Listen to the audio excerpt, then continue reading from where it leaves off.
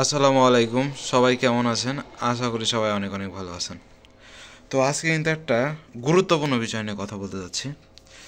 তো এই ভিডিওটা সম্পূর্ণ দেখলে আশা করি আপনাদের একটি সমস্যার সমাধান হবে। যাদের যে এখানে 37.7 ওঠার পরেও দেখাচ্ছে 37 পয়েন্ট, যেমন আমার এখানে 37 পয়েন্ট কিন্তু 7-এ বন্ধ হয়ে গেল, কিন্তু 37.7-এর উপরে একটুও উঠবে না। কেন উঠবে না? কারণ আমি এখানে দেখতে পাচ্ছি নিচে একটি রেগুলেটর ইউজ করছি। তো এটা আমি কিভাবে ব্যবহার করছি এবং এটা ব্যবহার করলে কি কি সমস্যার সমাধান হবে এটাও আমি বলে দেব। তো যাদের এই সমস্যা হয় যে 37.7-এর উপরে উঠে যায়, 37.8, 37.9 এরকম উঠে যাচ্ছে, তো তাদের কিন্তু এই সমস্যা থেকে একদম চিরজীবনের জন্য মনে করতে পারেন যে সারা জীবনের জন্য কি মুক্তি পেয়ে যাবেন। তো আমি কিন্তু অনেক ভালো বাচ্চা পেয়ে থাকি ইনকিউবেটর থেকে। আপনারা যারা আমার ভিডিওগুলো দেখেন তারা কিন্তু জানেন। হ্যাঁ, আমার এখানে আর্দ্রতা দেখতেছেন। তো হ্যাঁ, আমার কিন্তু কোনো ধরনের সমস্যা হয় না। তো আমি রেগুলেটরটি কীভাবে ব্যবহার করেছি, যারা আসলে ইলেকট্রনিক্স এই বিষয়ে একটু বোঝেন তারা বুঝবেন বিষয়টা, যে আমি ঠিক মানে এই মিটার থেকে যে দুটো লাইন দেখতে পাচ্ছেন, এটা কিন্তু এসি লাইন। হ্যাঁ, যখন এটাতে কারেন্ট ঢুকে এবং আরেকটি ঠিক দেখা যাচ্ছে না, আরেকটি তার আছে হলুদ তার। হ্যাঁ, ওইটাতে কিন্তু লাইটের সাথে সংযোগ দেওয়া, এই যে ভিতরে যে লাইটটি আছে এটির সাথে সংযোগ দেওয়া। তো এই লাইটের একটি তারের সাথে এই রেগুলেটরটি ইউজ করতে হবে। যারা ইলেকট্রনিক্স বিষয়ে বোঝেন তাদেরকে আর দ্বিতীয়বার হয়তো বিষয়টা বলতে হবে না, তারা অলরেডি বুঝে গেছেন যে এই রেগুলেটরটি কীভাবে ইউজ করতে হবে।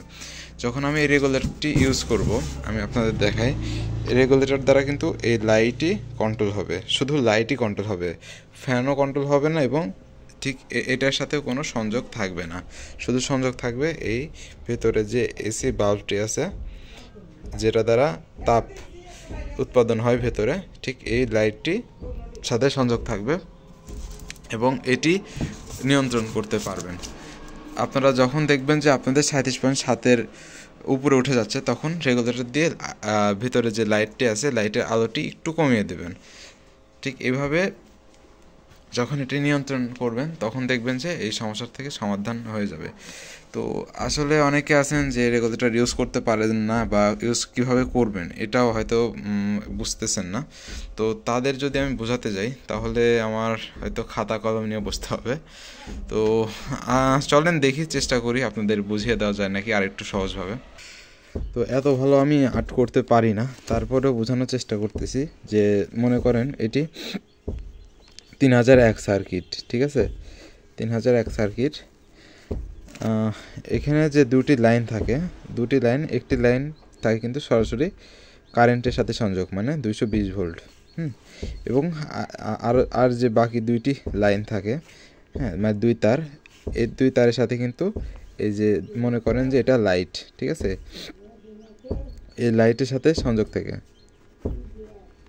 ঠিক আছে, মনে করেন এটি লাইট, সেই লাইটের সাথে সংযোগ থাকে। তো আপনি রেগুলারটি কোথায় ইউজ করবেন? মনে করেন যে কোনো এই দুইটি তারের মধ্যে যে কোনো একটি তারের সাথে রেগুলেটরটি সংযোগ করে। ধরেন রেগুলেটর এটি, এই বক্সটি মনে করেন রেগুলেটরে এখানে একটা তার থাকে এবং এখানে একটি তার থাকে। তো মনে করেন যে এই তারটির সাথে এখানে জাস্ট যে কোনো এক জায়গায় কাটবেন, কেটে যে কোনো এক জায়গায় কেটে একটি তার এখানে লাগাবেন এবং অপর এই লাইটের সাথে যে তারটি আছে এই তারটি এখানে এটার সাথে সংযোগ দিবেন এবং মনে করেন এটি একটি রেগুলেটর। আর এখানে অবশ্যই বুঝতে পারছেন যে এখানে কিন্তু কোনো তার থাকবে না। এই রেগুলেটরটি মানে এখানকার একটি তার এখান দিয়ে যে রেগুলেটরের মধ্যে যে তারপরে কিন্তু লাইটে পাস হবে।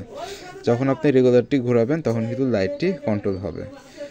তো আশা করি বুঝতে পারছেন। আর যারা এখনও বুঝেননি তারা আমাকে মেসেজ দিতে পারেন, আমি চেষ্টা করব আরও একবার বুঝিয়ে দেওয়ার।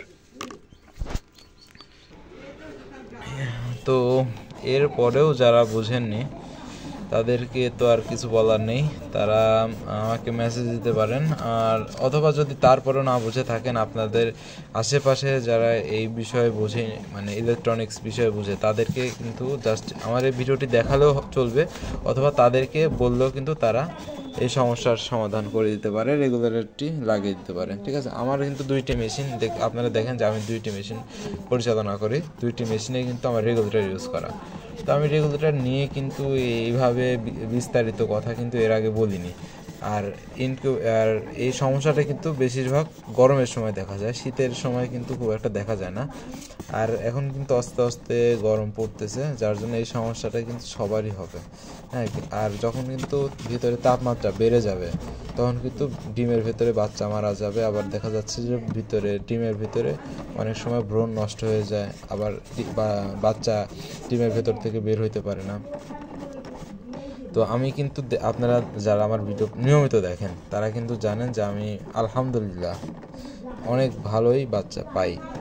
তো আল্লাহর কাছে হাজার হাজার শুকরিয়া। আর অনেকে আছেন যারা আমার কাছ থেকে ইনকিউবেটর বানিয়ে নিতে চান, তো আমার বানিয়ে দেওয়া সম্ভব, কিন্তু দেখা যাচ্ছে আমার সাথে কিন্তু আগে বিস্তারিত কথা বলতে হবে। আমি যেভাবে বলবো সেগুলো যদি আপনি মানতে পারেন তাহলে কিন্তু আমি আপনাকে একটা সম্পূর্ণ পরীক্ষা নিরীক্ষা করে একটা ইনকিউবেটর তৈরি করে দিতে পারবো। আর অনেকে আছেন হচ্ছে, তারপরেও দেখা যাচ্ছে অনেকে অনেক বিষয়ে মেসেজ দেন, দেখা যাচ্ছে অনেক সময় আমি রিপ্লাই দিতে পারি না ব্যস্ততার কারণে। তো সবাই একটু ক্ষমা দৃষ্টিতে দেখবেন। আর এরপরে যদি আপনাদের অন্য কোনো বিষয়ে সমস্যা থাকে অবশ্যই কমেন্ট করবেন, আমি ভিডিও কমেন্ট দেখে আপনাদের পরবর্তী ভিডিওটি ওই বিষয়ের উপরে হয়তো বা তৈরি করতে পারি। আর এখনও যারা আমার চ্যানেলটি সাবস্ক্রাইব করেনি তারা অবশ্যই চ্যানেলটি সাবস্ক্রাইব করে রাখবেন, আর ভিডিওতে অবশ্যই একটু লাইক দেবেন। আর আমার দ্বারা যদি একটু উপকার হয়ে থাকে তাহলে অবশ্যই অন্য যারা এই ইনকিউবেটর পরিচালনা করে তাদের কাছে ভিডিওটি অবশ্যই শেয়ার করবেন। আল্লাহ হাফেজ।